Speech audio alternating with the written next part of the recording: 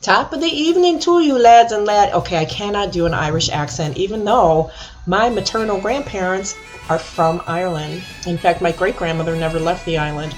So we here in Chicago love going to the Irish parade. At least we did. So I'm reminiscing about St. Patrick's Days gone by.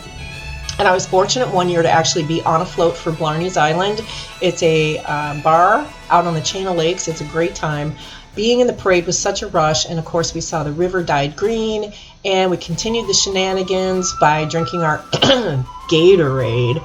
And then we stop and we do another pub crawl, eat the corned beef and cabbage at the bars.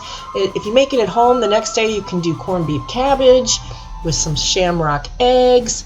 You can make a lunch with a Reuben sandwich. We had colcannon or colcannon, mashed potatoes, make some Irish soda bread. But this year things are a lot different. We're in a pandemic. There's no parade. They did do the river green though. And we're not really about the shenanigans and the drinking and all that anymore. And the meat.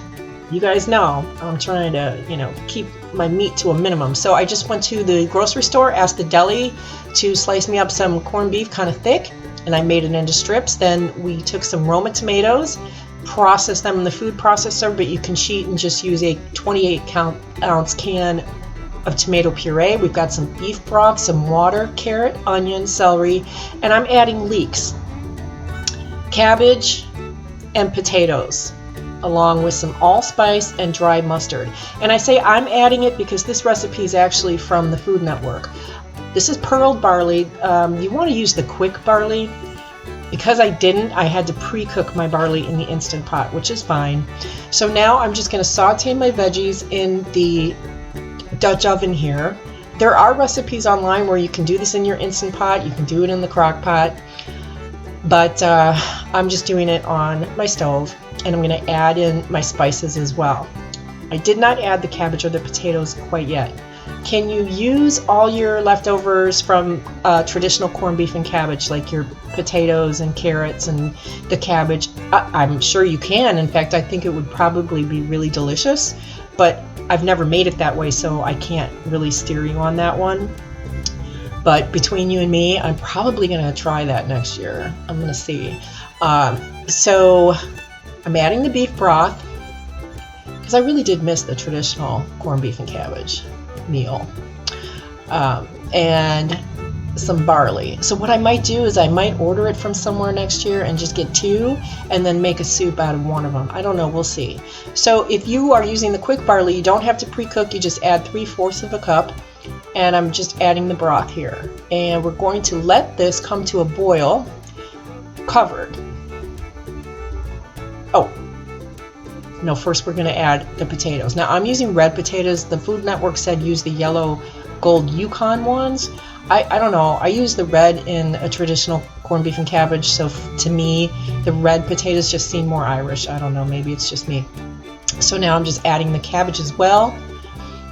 And I love these cutting boards that are flexible because you can kind of bend them to make sure that you get everything in your pot. So now we're going to let this boil and let the potatoes get tender. And of course your barley, if you're cooking it quick, you want to make your barley soft too. Now it's come to a boil and I'm adding my corned beef. And I'm going to wait and test this for salt after the corned beef's been in there for a little bit, because corned beef is traditionally, corny. It's salty. And I'm just going to check for my potato to see if it's tender, and it is.